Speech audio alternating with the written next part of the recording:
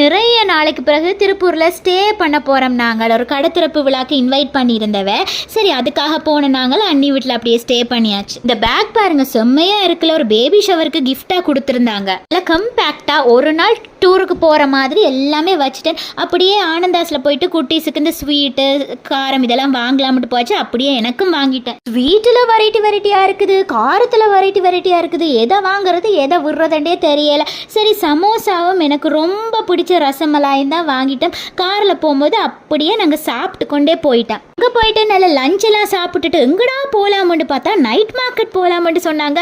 அங்கே திருப்பூரில் உள்ள அந்த கார்மெண்ட் ட்ரெஸ் எல்லாம் ரொம்ப கம்மி விலையில் போடுவாங்களாம்ட்டு சொன்னோன்னா அப்படியே போயிட்டு ஏதாவது இன்றைக்கு பர்ச்சேஸ் பண்ணியே ஆகணும். மட்டும் குட்டி வரும் ஒரே உடுப்பு தானே, குட்டீஸுக்கு தான் நிறைய இருந்தது. இருந்தாலும் நான் தேடி கண்டுபிடிச்சி ஒரு ஸ்கர்ட் எடுத்தாச்சு.